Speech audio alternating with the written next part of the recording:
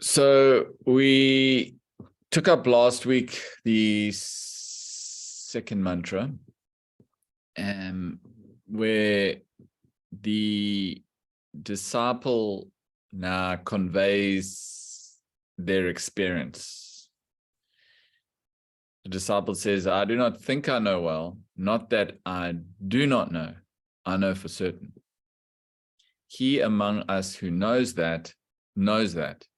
He among us who does not know, thus also knows.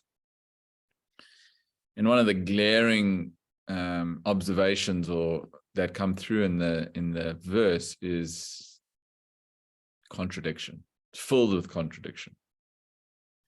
And it's specifically put like that, as we discussed last week. The contradiction is put there purposely for us to think. So it says, he who knows that knows that. He who does not know that also knows that. So how can you know and not know? Contradiction. I do not know, I know for certain. Contradiction. He among us who knows that, knows it. He among us who does not know it, also knows it. Another contradiction. Two contradictions. So as we established, a person who knows that, we can say in the context of this verse, he has realized the self. He has knowledge of the self, as it were. But the non-realized then also know that. So, okay, I got you at the first bit. Okay, I understand that the subjective experience being communicated by the disciple entitles him to make the statement, I know that, knowing in the subjective sense. But now, how do you say that a person who's not realized also knows that? This is the contradiction. A person who's involved in any one of us also knows the self.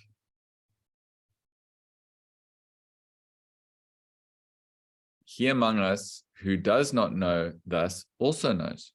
So none of us have grasped the reality. None of us have attained Brahman, as it were. Yet we know the self. So again, the self-realized person knows the self in the sense that he has become the self. That we can intellectually appreciate at best. That's the best we can do. Intellectually appreciate that a person who has attained spiritual enlightenment knows the self. But for us mortals in the world, how can we also know the self? See, if you carefully analyze, what is a human being? A human being is spirit and matter, right? All that we know, as it were, in our vocabulary, in our experience, are these equipments. Correct? Well, it is correct, but it's not entirely correct. Because all that we know are the equipments, but it's the self plus the equipment. That's our human experience. It is the spirit in living matter that creates life. So, in essence, we're constantly in contact with the self. Because without the self, there is no expression. The equipment cease to function. Without electricity, nothing works. That we all know. Without electricity, nothing works. Right. Without the self, same thing. There's no expression of life, as it were. So we are even though we do not recognize the self subjectively, we're constantly in contact with the self, intimately. It is a part of our experience, as it were.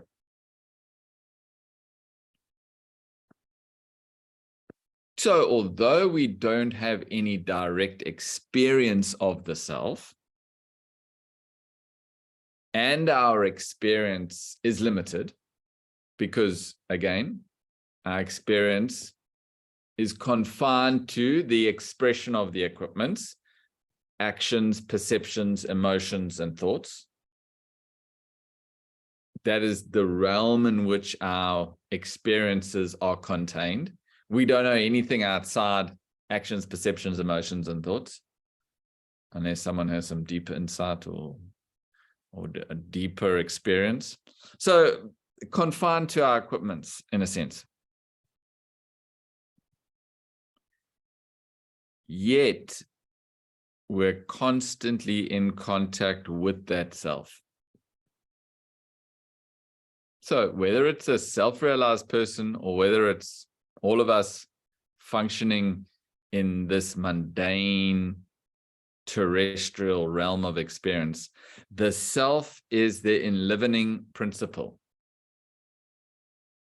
That we can't deny.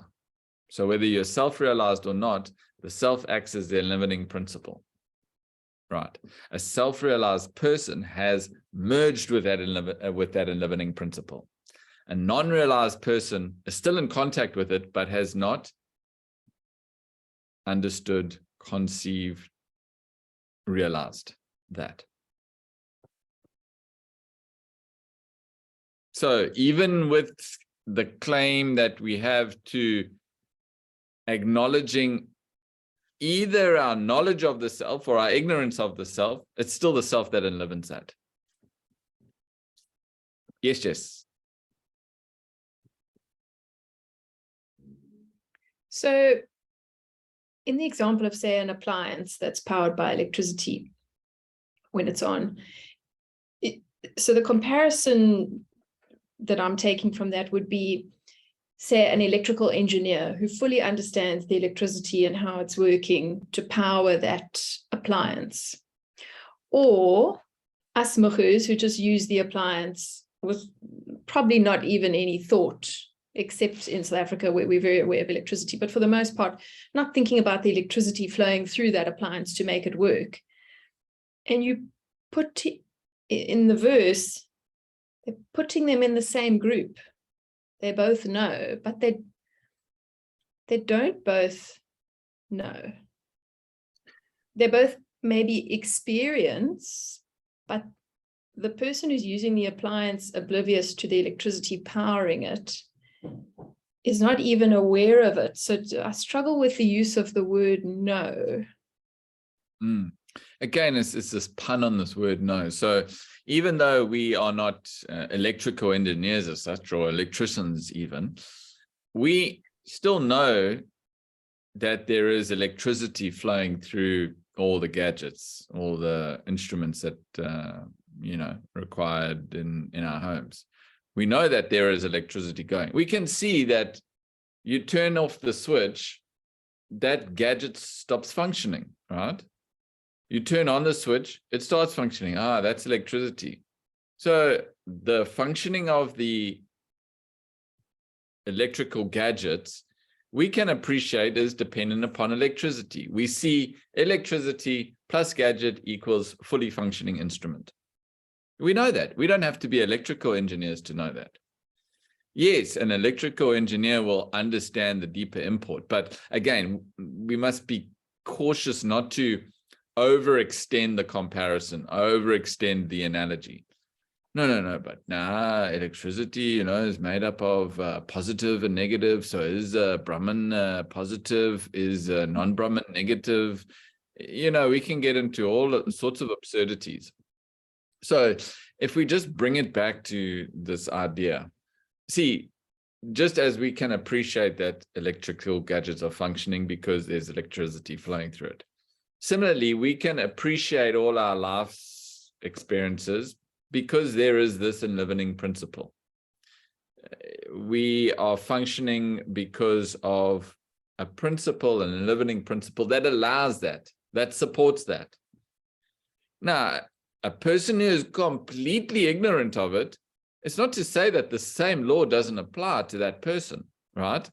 He may be, or she may be completely oblivious to the fact that there is a spirit and matter component in their experience, right? Okay, they don't have any Vedantic knowledge, they don't have any knowledge. In fact, they could even be atheists. They have no idea that these two components or these two aspects are what creates that life's experience for them. That's not to say that there still doesn't exist this spirit and matter.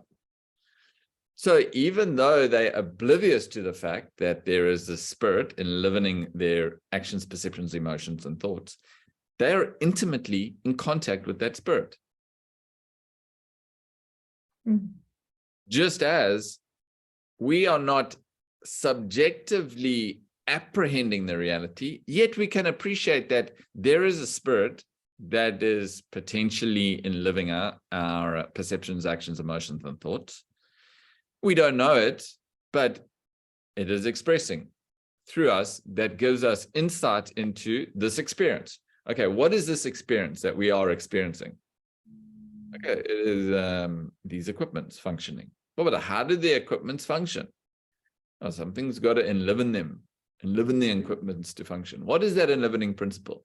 I don't know what it is, but it goes without saying, if you use an electricity analogy, electricity is needed for gadgets to function. Similarly with a human being, there's some principle, whatever you want to call it, that is needed for the gadgets, the equipments to function. What that is, we don't know. Yet, it's not to say it's not there. So we know that, or don't know that there's something there, but it's there. So even if we claim we don't know it, it's still within the realm of our experience to say that there's potentially something that exists. Therefore, that we don't know it, we also know it.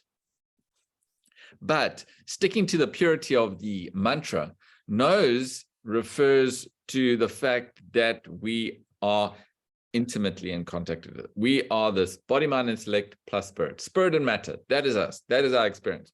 Whether we choose to ignore the spirit element, it is still a part of our experience. And that's the know bit. We don't know it, but we experiencing it. We're experiencing. We understand. Wow. No, yeah. See, we experience the combination of spirit and matter. A self-realized person experiences the spirit. She is segregated spirit from matter, recognizing that spirit alone exists. Right. Our experience is still limited to spirit plus matter. So there's still the spiritual component to it. Okay. That helps. Thank you. Don't worry, there's a story. Well, not a story, but it is it helps clear this up. I think using the experiencing rather than knowing, because knowing implies you understand the underlying, which, as you say, like an atheist won't acknowledge that, or if you've got no Vedantic knowledge, you don't know that. But we only know our experience, which is because of the self. So that experiencing for the one who doesn't know makes a bit more sense to me than the word know. Yeah, it's basically this. It's whether you're a self-realized person or whether you're a mundane person, the self is still enlivening that experience. So you can proclaim that knowledge or you can proclaim that ignorance of the self. The self enlivens the actions of the voice or the thoughts in the mind to declare that you know it or that you're ignorant of it. And so he goes on, and I'll just read this out the book. This contradiction can be, again, this language of contradictions that he's using. This contradiction can be reconciled through an illustration. A courier carries a document to the manager of a firm in another town. He arrives there after the office is closed.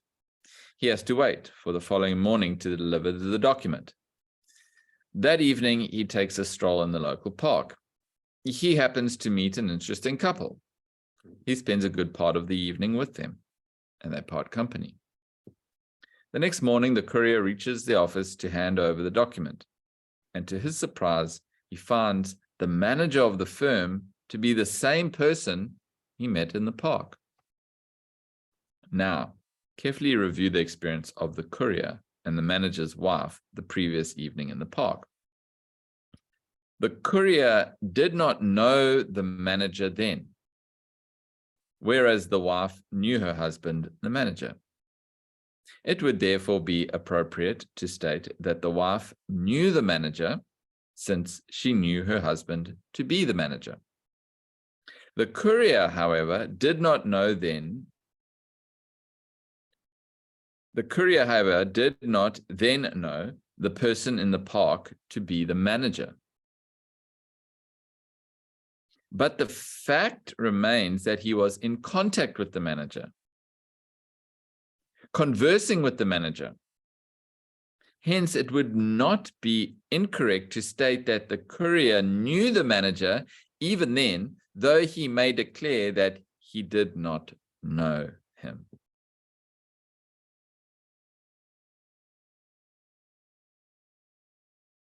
Everyone understand? So, guy's delivering a letter, right, to the manager. And office is closed, so he goes to the park. In the park, he meets this lovely couple, has a lovely chat with them, and they part ways. The next day, he goes into the office and realizes that the person he was speaking to the day before is actually the manager. So it's not that he can't claim to not know the manager, because he knew the manager, but he did not know that it was the manager then.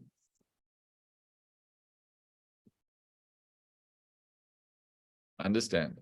So even though the wife knows the manager, she can vehemently declare, I know the manager, but the courier can claim, I don't know the manager, or I didn't know the manager, even though he knew the manager. He was in contact with the manager, can claim he doesn't know the manager, yet he knows the manager.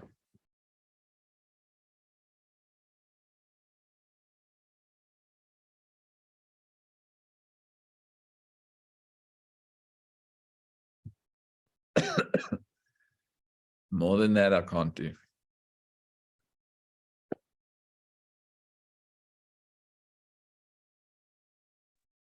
Your explanation, Craig, is much better than the courier story. No, the courier story is I don't know. Courier story is anyway, everyone will be able to appreciate it. That's why so many different angles are given. Because what will resonate with Pa may not resonate with Lauren, may not resonate with Thibaut, you know. So all these methods are given to assist one in gaining an understanding. If still you don't understand, it's okay. Just put it aside. We can put it on the shelf for now. Come back to it next time around. At least something is there. At least, if anything, it should encourage you to think. That's it. Even though if you don't come to a conclusion or come to the recognition of a full appreciation of the verse, it's still encouraging this idea to think. And in that thinking process, you can draw your own conclusions, in fact. And that's the beauty of the philosophy. You can draw your own conclusions. There's no right or wrong. Everyone will have their own interpretation. Again, it's I'm not encouraging you to go off on a tangent here and come up with your own Upanishad and its own meaning and interpretation. Of course, we want to try and keep it within, some sort of framework. So again, whether it's a self-realized, whether it's a mundane person, the self enlivens both their experiences, either to proclaim that I know or to proclaim that I do not know. So the self supports both declarations. I know, I don't know. The self-realized one has the awareness, full awareness of the self. Yet the mundane one has not gained that awareness. Both are in contact though. So it supports, either way you look at it, both are being supported by that pure consciousness. See, even if you look, where do the statements emanate from? Where do they arise from? See, the person who says, I know, has full awareness, understands that it is the self enlivening the actions, the mouth to speak, a full awareness of that. Right?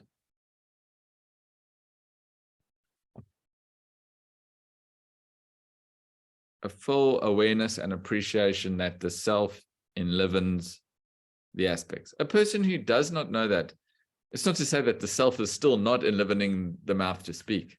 Even if you're not aware, it's still happening. And you're in contact with that, whatever it is that is allowing that to happen. You can't deny that you're not in contact with it. I mean, you can, of course, but the fact remains.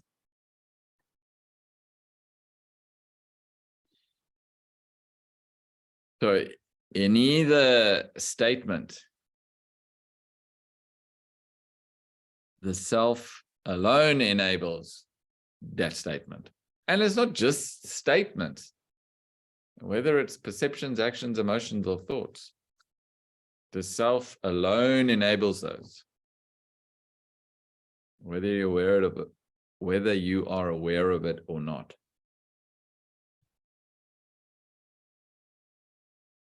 Again, we can go back into this, the pun that is being placed on that word know. Again, as we discussed last time, knowing in the subjective sense of the word and knowing in the objective knowledge of it. Realization is that subjective awareness of the reality. Not knowing it is objective awareness of the reality, as it were, or objective perception, objective cognition. You know of the self. All of us, having gained knowledge, can now say, I know that there is a self enlivening me. That's still an objective experience. It's not subjective. So that's the two different knowings as well.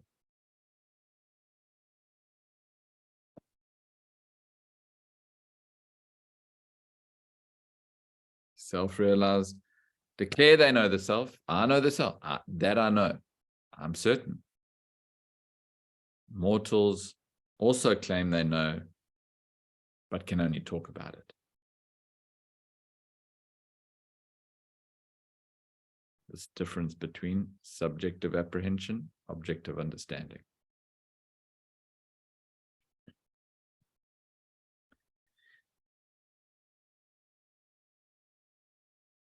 Okay.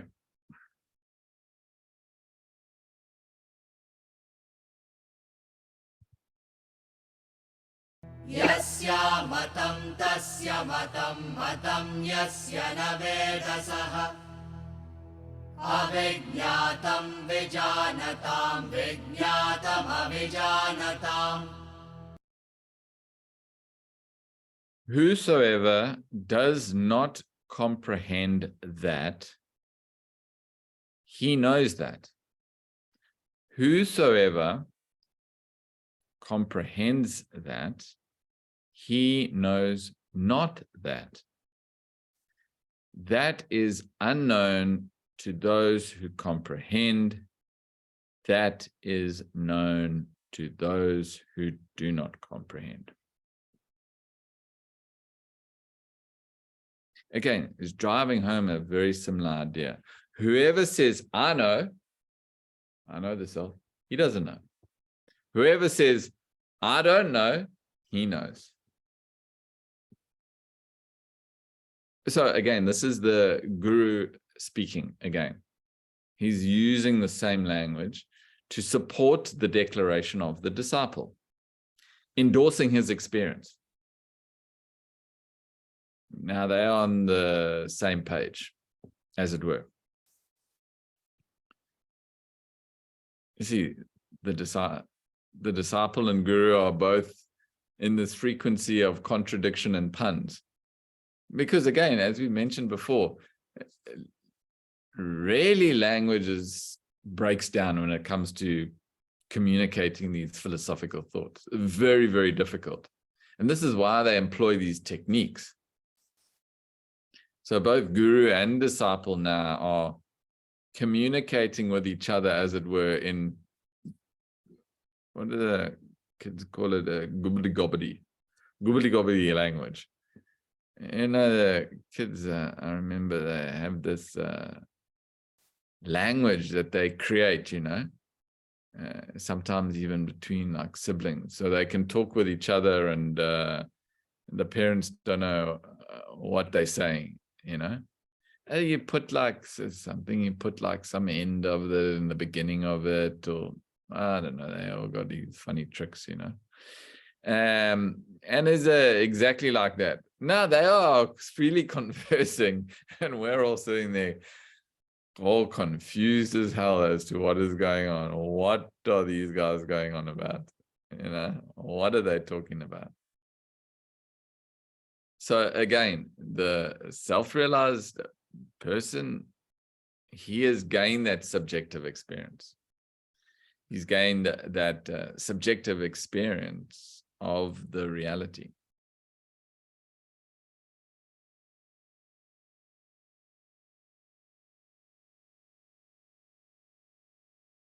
So when the guru says he knows it, he's not talking about having an objective and awareness of the reality. He knows it as in a subjective experience.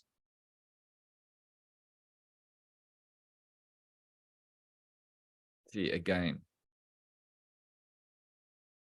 objectively declaring to know God through your equipments is not knowing God, in essence. I claim to know God. What claims to know God in that statement? It's the intellect that's making that statement. I know. That combination. I know God. It's an objective understanding. No, and the interesting part is everybody is very clear on their knowledge of God, their knowledge of the reality. Yeah, I know. I definitely know. I know. It's interesting. You ask anybody. No, don't really, because sometimes it can lead to a host of problems, and then you wish you hadn't asked. But you ask anybody, so what's God? They got ready, and they've been waiting for you to ask that question. Just waiting.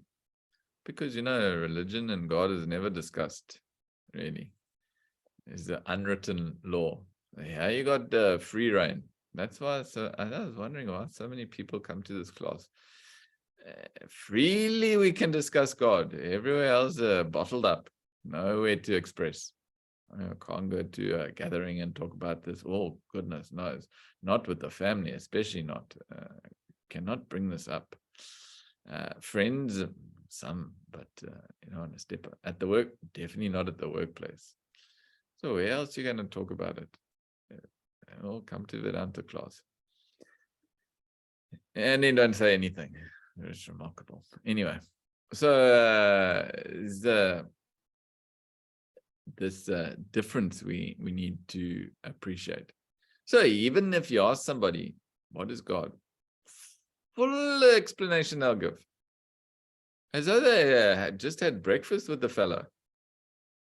No, God is, what a question. God is God. What are you talking? Don't you know God? God is elaborate explanation. We need some entertainment, that's why we launch on these questions, not to provoke, just it's entertaining, Anyway, claim to know God like better than their partner or better than their mother-in-law, fully know God. At best, this is only an objective comprehension, at best. The intellect that knows, as it were. It is not that subjective experience. Because as we've discussed, knowing in the true sense is beyond the equipments.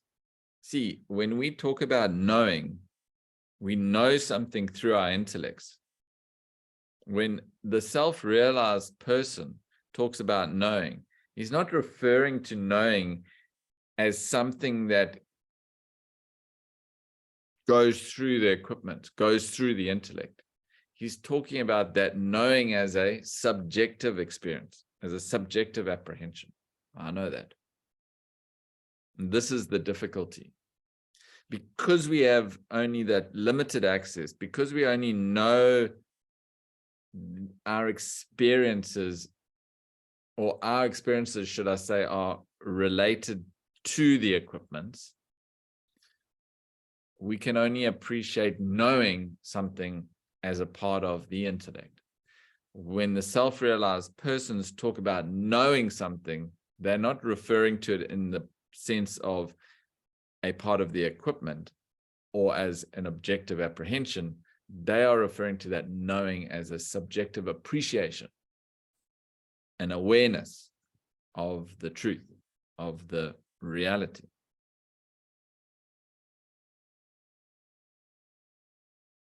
So he actually says that a person who has attained that state does not know God objectively.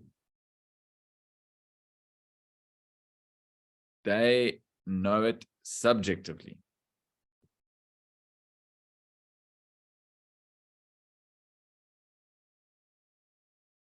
There are these two words, nirgunaha and sagunaha. Nirgunaha and sagunaha Brahman. So when we talk about nirgunaha, guna is qualities. Nirguna, without qualities. So in its truest form, Brahman can be said to be nirgunaha.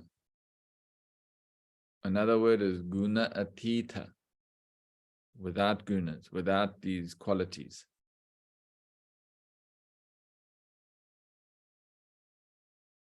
So that we talked about this with reference to Brahman as manifest and Brahman as unmanifest. Manifest Brahman is limited. It still has that thread, that connection to the world. Yes, it's not that we discard manifested Brahman, because it allows us some relatability.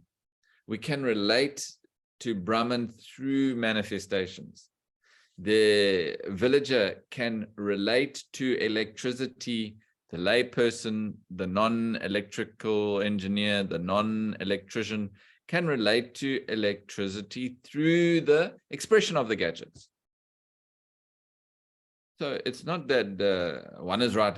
Which one is it, Craig? Which one should we follow? Nirgunaha Brahman, Sagunaha Brahman, which would you advise? In fact, without this, Sagunaha Brahman is very difficult to comprehend. But what you must appreciate is that Sagunaha Brahman attributes qualities to Brahman. So it puts Brahman, as it were, not in the realm, but connects it. It's that thread that links it. In fact, there's no thread, there's no connection at all. That's Nirgunaha Brahman. In truth and the reality, a self-realized person, what are you talking about? There are no qualities of Brahman. There's no knowledge of Brahman. There's no experience of Brahman. Brahman just is. I am that I am, said Moses. Not I am God. I am this great almighty God. I am that I am. No qualities. Sans qualities. So as soon as we attribute these qualities to Brahman, Sagunaha Brahman, in fact, what we're doing is we're conditioning, qualifying, modifying Brahman. It reduces Brahman to a limited, finite expression. As I said, don't discard this, because it gives you a certain sense of relatability.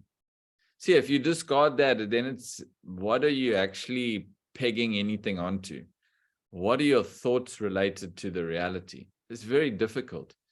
No one can really, when I say no one, it takes a really highly evolved spiritual aspirant to begin conceiving Brahman as a formless reality. They're getting closer to that point of separating the spirit from the matter, the transcendental from the terrestrial, the eternal from the ephemeral. Getting closer to making that clear distinction. In fact, when you make that distinction, you actually realize, when you clearly distinguish spirit from matter, clearly understand the spiritual component, that is when you realize. So before that, there's always some link that persists. The stronger that bond, the less spiritually evolved we are. The looser and more less fast that bond is, the greater the distinction, the greater our spiritual insight is. So it's this limited condition Brahman, the Saguna Brahman, that one claims he knows. Again, remember, we talked about this ecstatic feeling that the disciple gets. Remember, the disciple has risen to that lofty height with a spiritual devotion. His intellect is sharpened and is piercing and reached that apogee of knowledge. That's where he makes the claim, I know. In that moment of spiritual ecstasy, as it were. That's where the claim's made. That spiritual ecstasy, again, it's a caution. Again, must not be confused for the actual experience of enlightenment. And this is where so many spiritual stewards fail. Because they get to that dizzying height, that lofty experience, believing that to be it. They get stuck there. No, easy for us to comment. When any one of us going to get to that lofty spiritual height, dizzying height of surrender, devotion, intellectual acuity and perception.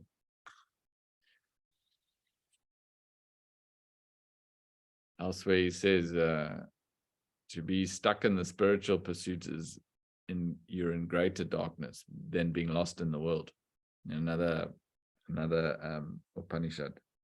It's better to be lost in the world than to be lost in spiritual pursuit. Blinding darkness, he calls it. So even this ecstatic spiritual experience, this is not the knowledge of self. The Guru dismisses it. This is not the knowledge you're after. The true knowledge you want is that merger. When the personality merges, becomes one with the consciousness. See, when you take a firearm and you shoot, not that I ever have, but you can imagine, target practice or whatever, you're on the farm and you're shooting, and you shoot a tree. What happens to that bullet? The bullet goes into the tree. It becomes one with the tree. Becomes a tree, as it were. It's in there, stuck in there. Similarly, you get stuck in Brahman. You merge with that reality. Just as a river has an individuality. All rivers are different. The Mississippi, the Nile, the Zambezi, the Breda, whatever. Every river has a uniqueness about it. But what happens when every river enters the ocean? The river becomes the ocean. It becomes one with that vast expanse of water.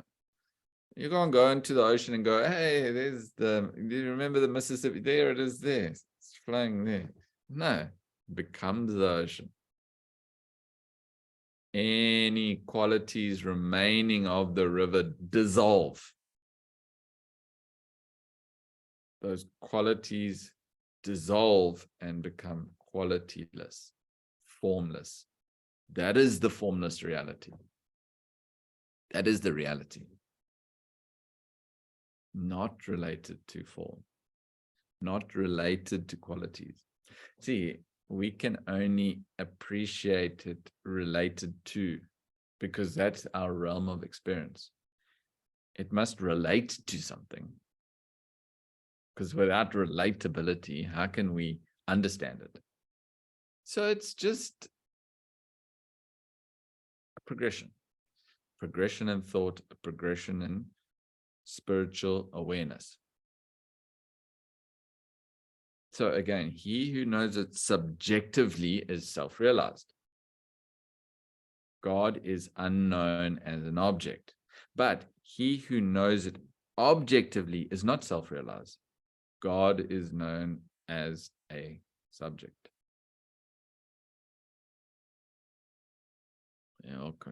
Subject, object, objective, subjective. It's very confusing.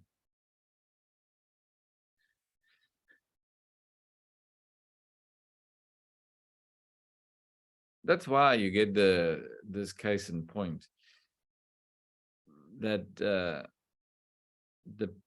that people that are unable to conceive of a formless reality, as I said, you need some spiritual training, some spiritual evolution, even to get to that point.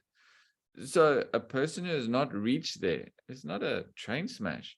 What then these great spiritual stalwarts then, they gave something to represent God, whatever it is.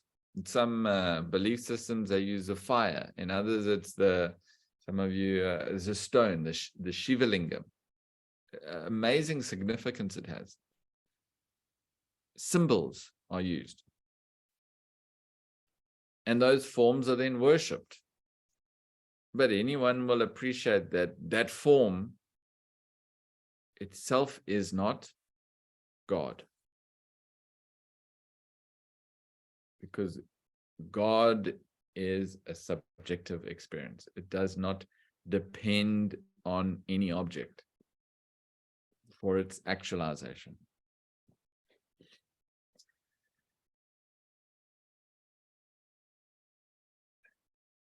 Yes, Vasu.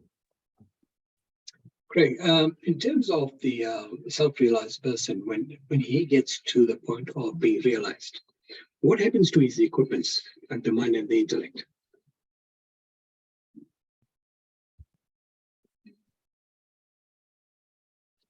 From his perspective or from our perspective?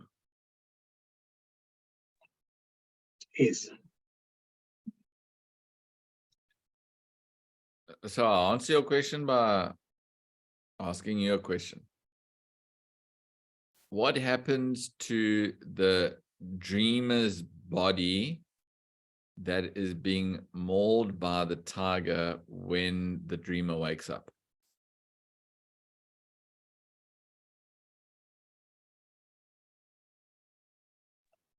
was just a projection of his mind. I say, what body? There's no dreamer's body. What perceptions? They're not dreamer's perception. No, but I'm so scared. What dreamer's emotions? You're waking up. Where are those dreamer's emotions? They're not there. Same thing.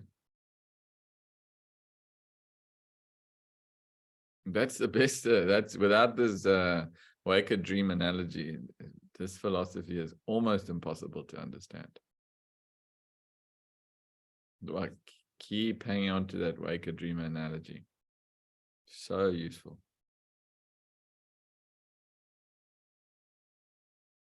See, from our perspective, of course, then yeah, that person's realized, but I still see him there. Body is still there. He's still talking to me. He's still listening to me. He's responding. Intellect is very sharp. Emotions are there. Angry sometimes, loving sometimes. All that is going on. How can you say, but he's realized body just didn't evaporate? Then a whole theory they've had to present to explain that. And the self-realized person has these prarabdha on realization. The prarabdha are those, the momentum that gets carried through, enabling him to, all of that is necessary for us, not for them. For them is a merger with the self, recognizing that nothing else exists. It's almost impossible to appreciate. Because we are so entrapped, so conditioned to believe that this experience that we are going through is real. And the thing is, we're not wrong in making that statement because it very much is real. Everything around us, everything that we experience has a certain reality about it. It exists for us. It's in the realm of our experience, therefore it's real. So to even start conceiving of the possibility of reaching a state and this entire experience folds in on itself, come on. It's a far stretch of the imagination. And you wouldn't be condoned for that assertion that you make. Come on, man. I mean, get real. You may even say, come on, get real, man. This whole thing folds up when you... What happens to your wife and your kids and all that is folded up? Exactly like the dream. Everything in the dream is so real until you wake up. Dissolves. And you know, the time that thing was chasing me, and mom was sick and sister was helping me run away, and what all of that goes. Just as all of this that we're experiencing. That's why they say Maya, illusion. Not that. Illusion. entire waking experience that you are going through now is nothing but an illusion.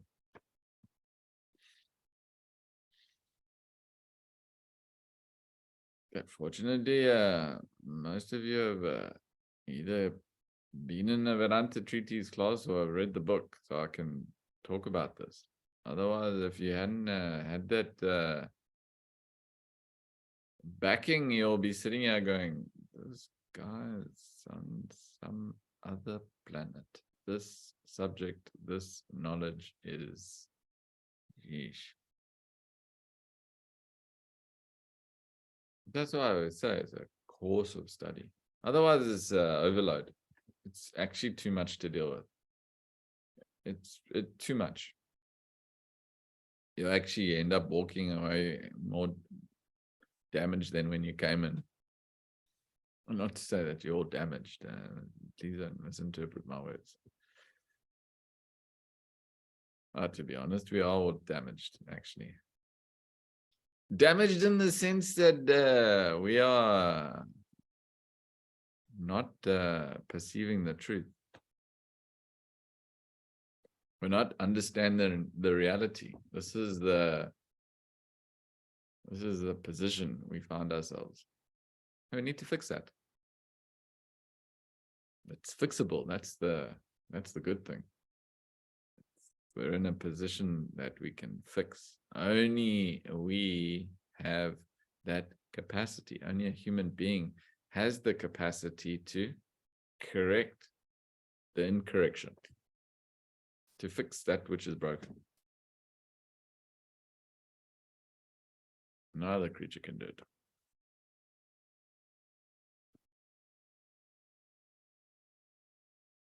So Vasu, what equipment, what perception, what happens to the realized person's body? What body?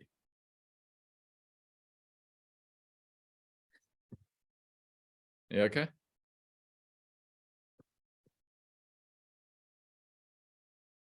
Still very deep, Craig, but we'll get there.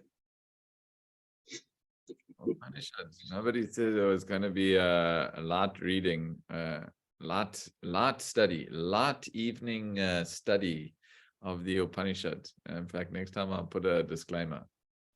Deep philosophical insight into the truths of life. If you are not prepared for this, don't come. If you want something lighter, suggestions will be given. No, as I said, as I was even a little reluctant to take this class because it is very, very deep, subtle concepts that are being communicated. Very deep. So again, you must be charitable on yourselves too. Well, I've been to so many, I don't understand what's going on. It's actually okay. Actually, if you don't understand what's going on, actually you're in a better position, to be honest. You're in a good, safe position. If you are not understanding what's going on, actually congratulate yourself.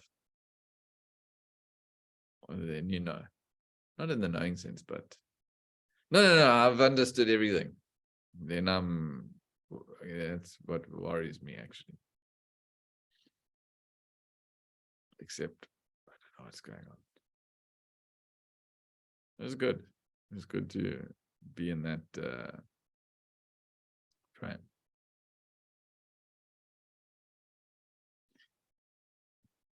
Okay. I think Wait 1 minute, Craig, please. yes. Do you think that the illusion, that this whole world, this illusion only comes when we are self-realized? It's difficult to understand that everything is an illusion. Do you think it's easy when you self-realized, does it happen then? Again, it again is the same thing I said to Vasu.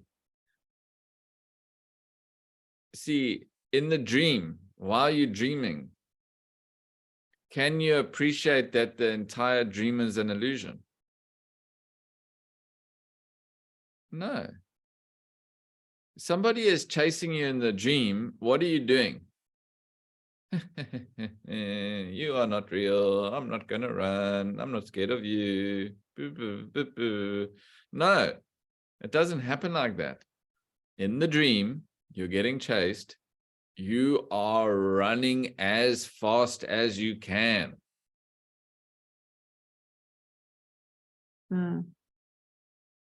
Because why? Because you don't appreciate that the entire dream is a figment of your imagination in that particular time and space. It is very real to you. So again, yes, the only time you appreciate the illusory nature of the dream is once you wake up.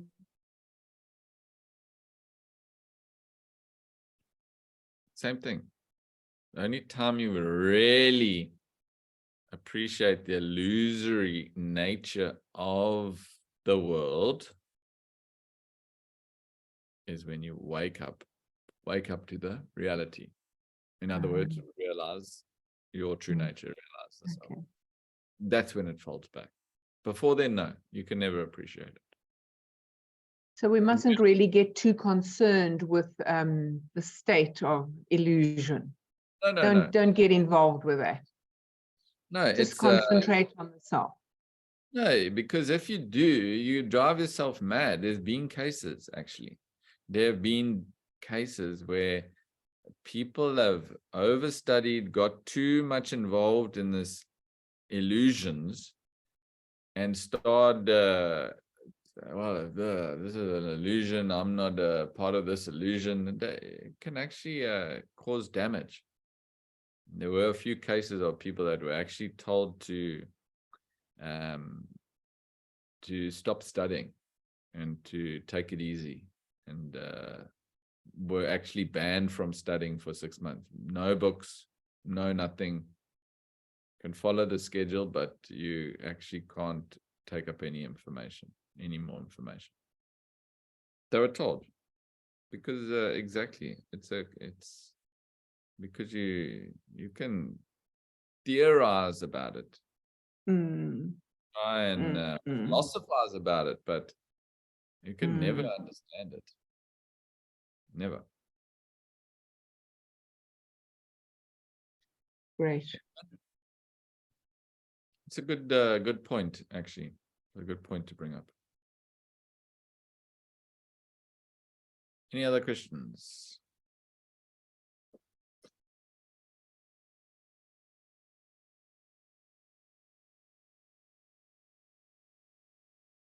Okay. Michaela. Hi. I guess also if you fully acknowledge that life is an illusion, you don't get involved in it anymore to such a large degree, and you don't involve yourself in stuff. Maybe you don't even participate in society anymore because it doesn't really matter. Yeah, exactly. And then you're not experiencing a full life, because your life is this illusion, actually. Yeah, of course, we understand and appreciate as Vedantins that, okay, potentially this world I'm experiencing is nothing but an illusion. And yeah, I've got the tools and techniques to work towards a permanent state of peace and bliss, which is outside of this illusory world. But while I'm here, I've still got to make the best out of this situation. I've still got to abide by the rules and regulations of this experience, of this waking experience. There's still gravity. There's still cause and effect. There's still all these laws playing out. If I put in this much effort, I'll get this much reward. If I want to achieve success, I've got to put in these particular actions, whatever it be the case. So yes, you still very much got to play by the rules of the game. And the game is this waking experience that we're all in. So yeah, we can't lose sight of that. You're in the game. You got to play by the rules of the game, but your intention is to finish the game. Finish the game means get out of the game eventually. But while in the game, enjoy the game, of course. Be a part of it.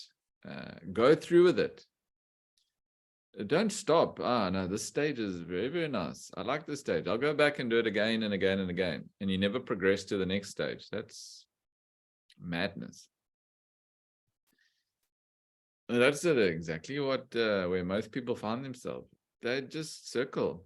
We're circling around and lost, actually, not making any progress.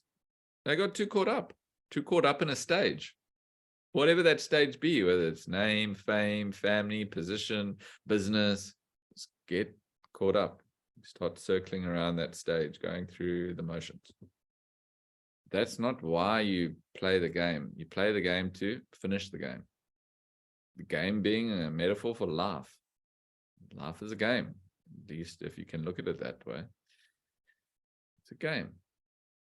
Don't get stuck in the game, as enjoyable as it may become. No, my mission is to finish the game, get out of the game, realize my true nature.